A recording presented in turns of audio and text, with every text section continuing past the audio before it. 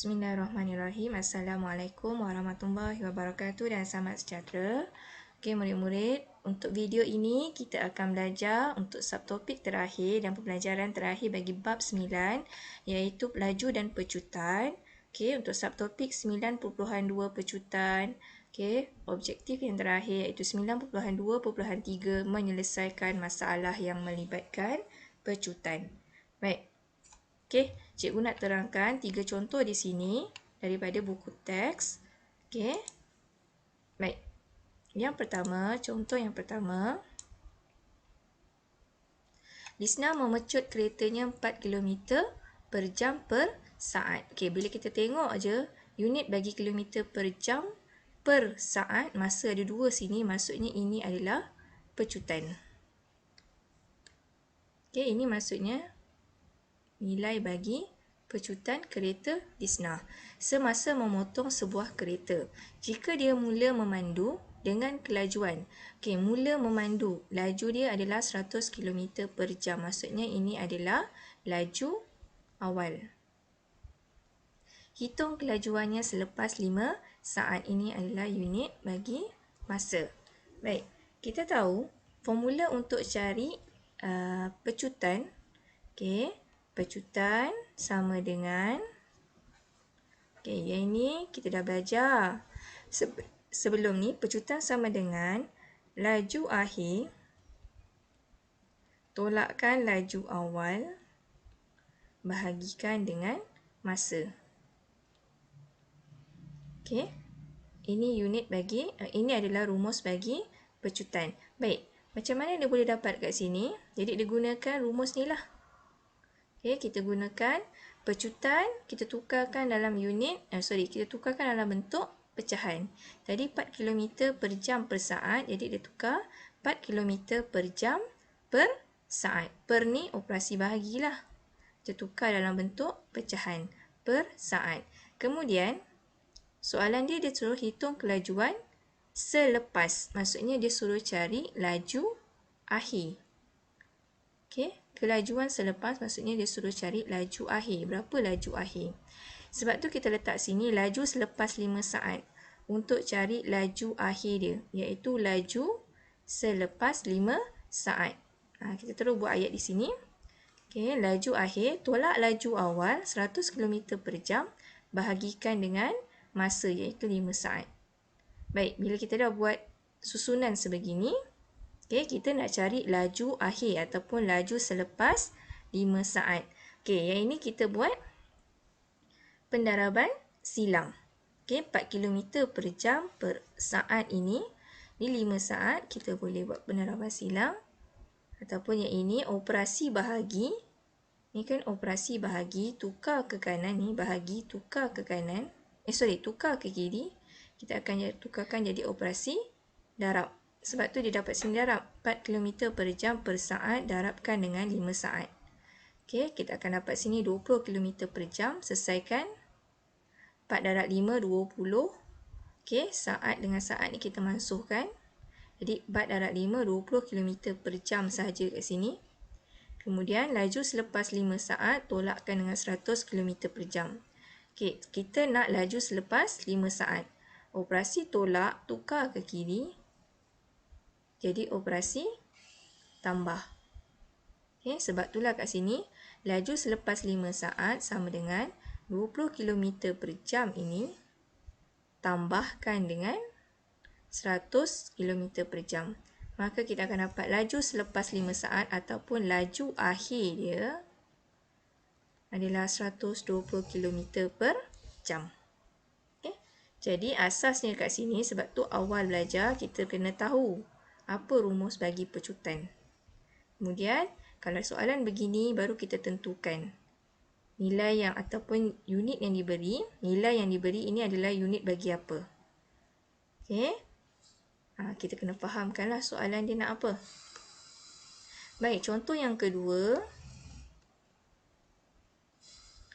Kecilkan sikit. Baik, sebuah motosikal yang sedang bergerak dengan kelajuan 40 km per jam memperlahankan kelajuannya sebanyak 20%. Maksudnya dia sedang bergerak.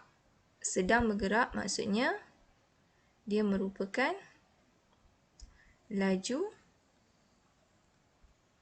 awal. Dia memperlahankan kelajuannya sebanyak 20%. Maksudnya laju akhir dia kurang sebanyak 20%. Laju akhir kurang 20% dalam masa 40 saat. Ini adalah saat pula. Ini adalah masa dia. Okey, soalan dia suruh hitung pecutan dia. Baik, kita tahu pecutan tadi laju awal tolak laju akhir. Laju akhir. Sekali lagi, kita perlu gunakan rumus pecutan. Laju akhir tolak laju awal bahagikan dengan masa. Okey. Sebelum kita kira laju akhir, baik, laju awal kita dah tahu 40 km per jam. Laju akhir ni kita yang tak tahu. Sebab dia kata tadi laju akhir berkurang 20%.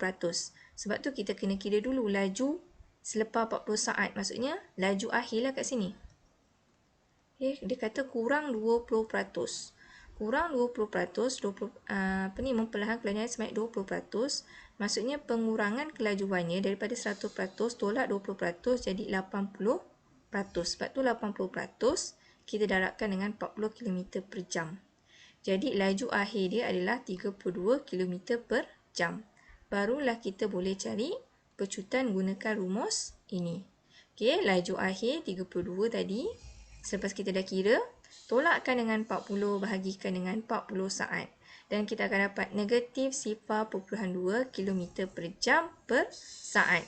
Maksudnya kat sini, tanda negatif, maksudnya motosikal ini telah mengalami nyah pecutan. Sebab apa? Dia ada tanda negatif kat sini. Okey? Okey, kita tengok pada contoh yang terakhir iaitu contoh 3. Contoh 3 soalan ni diberi dalam bentuk graf. Okey. Baik, gambar rajah di sebelah menunjukkan graf laju masa. Baik, kita tahu kalau pecutan dia berkaitan antara kadar bagi laju dan juga masa. Maksudnya graf merah ini menunjukkan kepada pecutan. Okey? Kalau kita tengok pecutan, kalau dia meningkat kosong ke meningkat ke atas, okay, maksudnya dia condong ke kanan, maksudnya dia meningkat. Kalau macam gini, dia menurun. Maksudnya ini mengalami nyah pecutan. Daripada graf ni kita boleh tahu. Okey, yang ni nyah pecutan. Kalau dia mengalami pecutan, graf dia akan meningkat macam ni.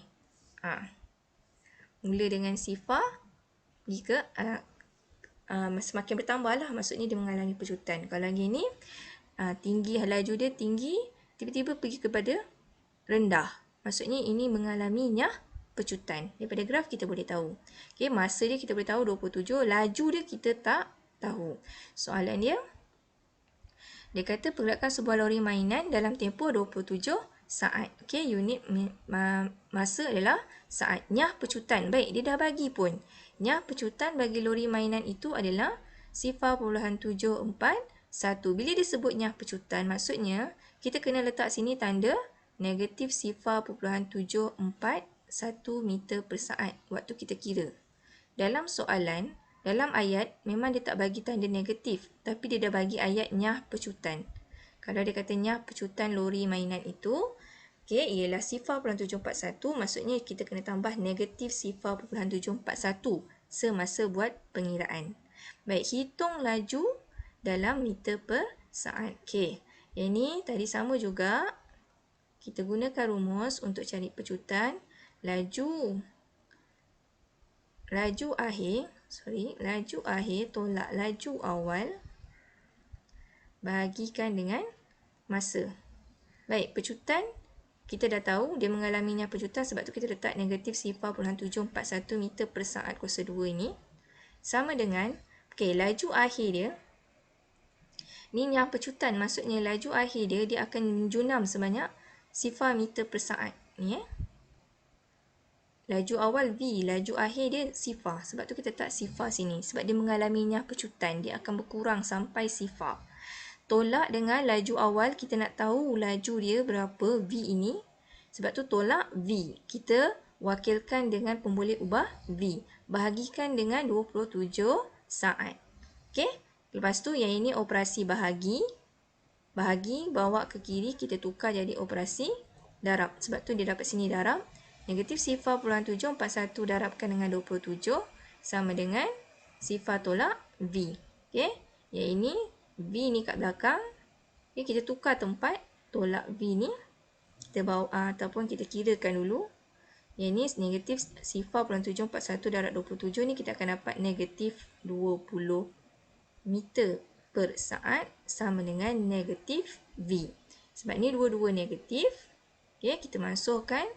Kita tinggalkan V sahaja sama dengan 20 meter per saat. Jadi ini adalah nilai bagi V di sini, 20 meter per saat. Laju awal dia. Okey, soalan yang kedua, hitung jarak pergerakan lori selepas 22.2 saat. Yang ini, ingat lagi tak awal pembelajaran berkenaan dengan laju? Okey, cikgu pernah ajar untuk cari laju. Ni, segitiga ni. Laju, jarak, bahagi masa. Okey. Laju, jarak, bagi masa. JLM. Okey. Untuk cari jarak, maksudnya kat sini jarak. Ni kan. Kita nak cari jarak, kena laju darabkan dengan masa. Sebab itulah kita dapat rumus jarak sama dengan laju darab masa. Tu yang dapat yang ini. Okay, laju dia tadi dah dapat 20 meter per saat, darabkan dengan masa yang baru iaitu 2.2 saat. Maka jarak dia adalah 44 meter. Kenapa meter? Sebab tadi laju kita guna meter per saat. Jadi tak boleh tukar unit lah. Sebab ni dah saat, laju dia digunakan unit meter per saat. Kita ambil jarak dia adalah unit meter. Okay, jadi secara keseluruhan, untuk bab 9 ini, kita kena ingatlah rumus-rumus ini. Okey, untuk subtopik 9.1, okey, jarak, okey, laju, jarak bahagi masa. Yang ni cikgu dah pernah ajar yang ini. Jadi kamu boleh tengok semula pada video yang lepas. Sebab kita dah habis bab 9. Okey.